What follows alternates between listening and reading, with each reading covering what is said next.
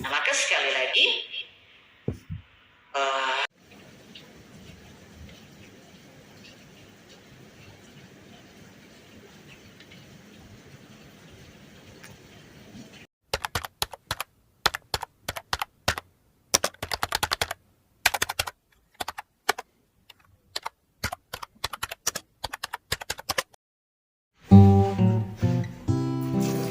Halo, assalamualaikum teman-teman. Kembali lagi ke channel saya, Sofia Norma. Hari ini saya seperti biasa melakukan kegiatan sehari-hari, daily vlog. Kali ini pertama-tama saya sebagai ibu rumah tangga, tentunya yang harus dilakukan adalah kebersihan dapur. Karena dengan dapur yang bersih, maka mood menjadi lebih naik untuk melakukan kegiatan-kegiatan di dapur seperti memasak, beres-beres, dan lain-lain. Oleh karena itu kita harus bersihkan cucian dulu. Ini sisa semalam yang belum sempat tercuci karena habis bikin kopi. Saya biasanya suka ngopi pakai kopi bubuk, bisa Excelso, merek apa aja, atau kapal api, dan lain-lain. Pokoknya coba-coba sih, biasanya ada yang kopi Aceh, kemudian kopi dari Toraja juga pernah. Jadi ya istilahnya itu seperti coba-coba gitu ya teman-teman. Sebenarnya pengen ya mengurangi kopi juga, kan nggak baik ya teman-teman, tapi ya karena kebiasaan sedikit-sedikit kadang minum kadang enggak gitu. Kalau setelah cuci piring biasanya saya biarkan cucian itu untuk kering dulu, nggak saya lap langsung. Biasanya nanti setelah udah kering baru saya rapikan ke tempatnya. Akhir-akhir ini saya agak kurang rapi untuk mengembalikan ke tempatnya, kadang mungkin karena kesibukan, jadi setelah kering saya tumpuk-tumpuk aja gitu teman-teman. Tapi nanti kalau udah sumpek gitu ya, kalau udah lihat berantakan, biasanya saya rapiin lagi. Jadi ya memang saya itu orangnya kadang mood kadang enggak tergantung aktivitas dan kesibukan, dan juga kesehatan ya terutama. Makanya kita harus tetap sehat teman-teman. Kita berusaha untuk menjaga kesehatan. Jangan lupa juga sempatkan waktu untuk berolahraga, minimal saja 30 menit kalau bisa. Kalaupun nggak bisa 15 menit pun juga oke teman-teman. Kita kan juga banyak ya tutorial di YouTube, senam, yoga, ataupun jalan kaki di dalam rumah, itu juga bisa. Apa bedanya olahraga dengan aktivitas sehari-hari? Kan banyak tuh yang ngomong aku udah bergerak kok gitu, sudah bergerak di rumah, udah berkeringat. Tapi bedanya untuk olahraga, dia itu detak jantungnya lebih teratur teman-teman. Jadi ritmik gitu, ritme. Jadi pergerakan ritme kanan kiri seperti itu. Jadi enggak, kalau kita bersih-bersih kan berhenti, terus habis itu berdiri. Jadi bukan olahraga teman-teman, jadi berbeda ya. Oke, selanjutnya saya mau beres-beres cucian-cucian lain yang ada di kompor tadi, dan piring-piring yang belum sempat tercuci. Hari ini agak dingin, di kota Bogor sering hujan. Saya mau mandi air hangat dulu bikin air panas untuk mandi. Kemudian kalau sudah panas nanti tinggal mandi pakai air panas. Sebelum mandi tentunya sambil menunggu air, kita bersihkan wajah. Saya pakai merek Something yang seperti biasa teman-teman, deep cleansing. Ini adalah ketiga kalinya saya beli merek ini karena saya cocok, karena dia lebih oily gitu ya. Jadi kalau kita oles ke wajah langsung berubah menjadi minyak. Karena hujan, jadi cucian saya masukkan dan saya kipas pakai kipas angin.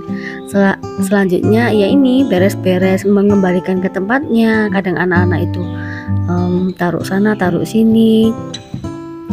Ini belanjaan kemarin yang belum saya unboxing. Ini tempat kaos kaki, kalau mau berangkat sekolah kadang nggak dikembalikan.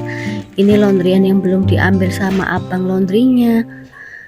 Biasanya ini peralatan-peralatan olahraga saya, anak-anak, dan suami di ruang tamu.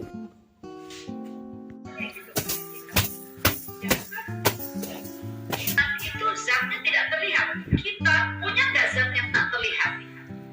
Punya. Apa? Ruh. Masya Allah. Lengkap kan kita? Masya Allah. Jasad ada, ruh ada. Ditambah panca indera. Mata kita bersirabung dengan ciptaan Allah. Coba saudara-saudara kita yang diberi kelebihan oleh Allah, yang matanya tidak bisa melihat, tidak bersirabung kan dengan ciptaan Allah kan? Dan bisa memandang, bisa menambah. Kalau kita diberi mata, karena Allah ingin, Allah ridha, Allah mau kita menyaksikan ciptaan-ciptaan Allah ini. Agar apa? Agar tambah taat. Nabi Shallallahu Alaihi Wasallam menyebutkan bahwa bagaikan harta karun yang tersembunyi, tapi sungguh Allah senang untuk dikenali. Allah suka dikenali oleh kita. Kata Nabi, untuk itulah mata, karena Allah ingin dikenali oleh kita. Mandang ciptaan-ciptaannya, kitanya pakai mata untuk bermaksiat. Maksud Allah kasih mata supaya kita lebih mudah mengenali Allah ya, melalui ciptaan-ciptaan dan ciptaan yang paling dekat untuk tunduk, patuh dan taat kepada Allah. Coba kakinya belum keseleo, yang ada ngeluh itu keseragam kakinya keseleo, bisa naik kendaraan, bisa turun. Masya Allah, matnya ya Allah. Allah kasih kepada Al-Baqarah 216, wallahu ya'lamu wa antum la ta'lamun. Kamu kira yang kamu sukai itu baik bagi kamu, padahal belum tentu. Yang kamu benci kamu kira buruk untuk kamu, belum tentu. Sesungguhnya Allah Maha mengetahui dan kamu tidak mengetahuinya. Ya. Nah, maka sekali lagi janganlah berbuat yang menentang dan menantang kepada Allah, karena Allah sudah berjanji Allah akan mendatangkan akibat dari perbuatan kita itu agar kita kembali ke jalan yang benar. Sebaliknya, apabila kita merasa hidup kita ini sedang dirundung musibah, langsung ingat Allah sedang memanggilku untuk kembali ke jalan yang benar. Habis itu muhasabah. Oleh karenanya Islam itu mengajarkan kita selalu untuk tafakur, ya, berpikir, merenung, muhasabah. Apa ya gitu? Apa sih?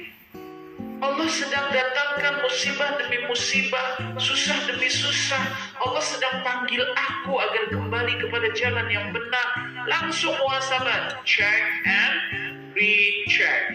Apa nih yang kita kerjakan dalam hidup kita yang membuat Allah mendatangkan peringatan demi peringatan? Karena Allah menginginkan kita kembali ke jalan yang benar, sebab Allah tahu umur kita di mana dan kapan berakhirnya. Sebelum waktu itu tiba, terus Allah datangkan peringatan. Sebab kita, jika betul kita seorang muslim, maka doa kita kepada Allah adalah mati yang husnul khotimah. Jadi jangan gini loh, kita doa minta wafat husnul khotimah, dikasih kesusahan-kesusahan oleh Allah untuk menjadi peringatan agar kita kembali ke jalan yang benar. Karena waktu semakin habis, kita makin dekat dengan kematian. Kitanya minta husnul khotimah, Allah tunjukkan dengan musibahnya, peringatannya, supaya kita cepat muhasabah, memperbaiki apa-apa yang belum benar hingga menjadi benar di hadapan Allah, supaya makin dekat kematian, makin dekat kepada doa yang kita minta kepada Allah, yaitu husnul khotimah. Kitanya dikasih musibah, marah-marah sama Allah. Kapan deh Allah kasih gue bisa kayak gitu? Terus saja kita menyalah-nyalahkan Allah. Maka maka Allah panggil kita, Allah ingatkan kita. Barangkali maaf, karena kita sibuk, maaf, suami kita tidak bilang apa-apa, tapi ada rasa kehilangan. Barangkali makannya bukan lagi kita yang siapkan, barangkali air mandinya bukan lagi kita yang siapkan, barangkali kita sudah tidak sempat menanyakan pegal nggak, Pak, pengen dipijitin nggak, karena kita merasa pegal juga tiap hari kerja. Ya, ada banyak hal yang kita mesti muhasabahi. Kenapa ya Allah akan musibah ini kepadaku? Sebab sudah jelas ayatnya ya, Allah menginginkan kita kembali ke jalan yang benar. Tapi kita kan manusia dosa terus. Iya, makanya Allah tidak pernah. Kita kan Allah sudah tahu dia bakal bikin dosa terus, gitu ya. Maka bikin dosa terus, maka Allah tidak pernah menutup pintu taubat, dan Allah berjanji semua dosa akan diampuni kecuali mati dalam keadaan musyrik atau syirik. Kalau masih hidup ya diampuni. Misalkan taubatnya taubatan nasuh, ya, yaitu taubat yang sebenar-benarnya. Artinya berhenti betul-betul dari apa yang dimurkai oleh Allah. Berhenti, tinggalkan. Maka hijrah itu, karena kita beberapa hari lagi tahun baru Islam ya, Hijriah, dihitung dari hijrahnya Rasulullah, maka kita selalu ingat hijrah kalau tahun baru Muharram ya. Maka hijrah itu